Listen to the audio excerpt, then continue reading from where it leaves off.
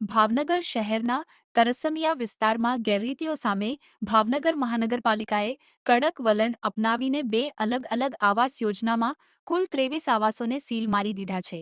મહાનગરપાલિકાની ટીમ દ્વારા હાથ ધરાયેલા સર્વે દરમિયાન અનેક આવાસોમાં નિયમો વિરુદ્ધ ભાડુઆતો વસવાટ કરતા હોવાનું સામે આવ્યું હતું।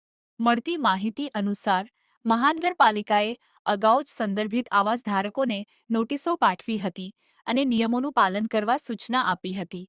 તેમ છતાં યોગ્ય જવાબ ન મળતા અને ગેરરીતિ ચાલુ રહેતા સખ્ત પગલાં ભરવામાં આવ્યા છે। એક આવાસ યોજનામાં 7 આવાસોને સીલ મારવામાં આવ્યા છે, જ્યારે બીજી આવાસ યોજનામાં 16 આવાસોને સીલ કરી દેવામાં આવ્યા છે। મહાનગરપાલિકાના અધિકારીઓએ જણાવ્યું હતું કે આવાસ યોજનાઓનો હેતુ લાભાર્થીઓને જાતે રહેવા માટે ઘર ઉપલબ્ધ કરાવવાનો છે, પરંતુ કેટલાક લોકો દ્વારા નિયમોનું ઉલ્લંઘન કરી ભાડે આપવાના બનાવો સામે આવ્યા હતા, જે સ્વીકાર્ય નથી।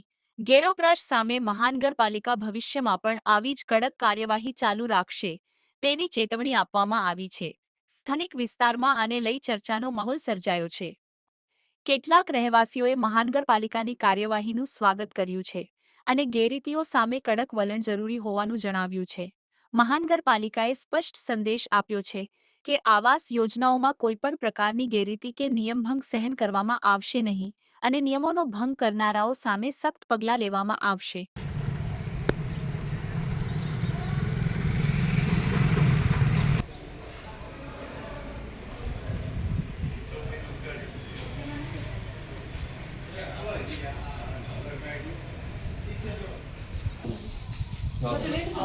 चार्जर मोबाइल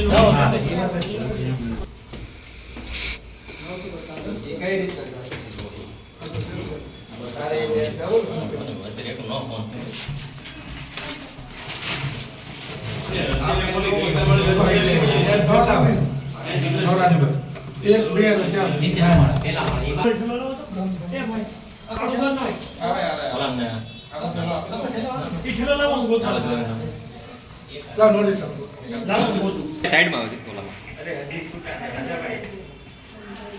યો વાજા ભાઈ જેમાં માલા છે આમાં ચાવી બનો અને બેમાં માલા છે ને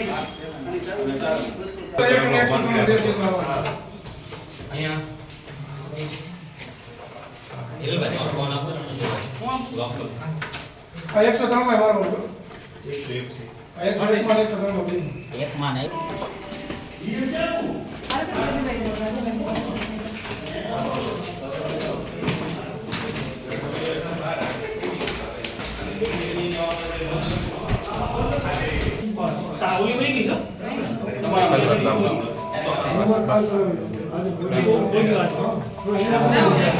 प्रधानमंत्री आवास योजना अन्वये जे अमे अगाऊ सर्वे करी अने भाड़ुआतने नोटिसो आपवामां आवेली हती ते पैकी फाइनल प्लॉट नंबर 51 अने फाइनल प्लॉट नंबर 48 तरसमिया खाते आज सीलिंगनी कार्यवाही करवामां आवेल छे। आ बंनेमां 7 दिवस करતાં વધારેનો સમય પણ વયો ગયો છે, માટે તેમાં જે અમે 56 ફાઇનલ પ્લોટ નંબર 51 માં 56 આવાસોનો સર્વે કરેલો હતો, એમાંથી અમારી પાસે 24 ભાડુઆતો આવેલા હતા। એમાંથી અત્યારે હાલ 17 મકાનો ખાલી કરેલા છે અને 7 મકાનને સીલ મારવામાં આવેલા છે, જ્યારે ફાઇનલ પ્લોટ નંબર 48 માં ટોટલ 92 મકાન હતા, તેમાં 33 ભાડુઆતો પ્રસ્થાપિત થયેલા હતા। એમાંથી એ લોકોએ 17 મકાન ખાલી કરેલા છે અને આજે 16 મકાનને સીલ મારવાની કાર્યવાહી શરૂ છે।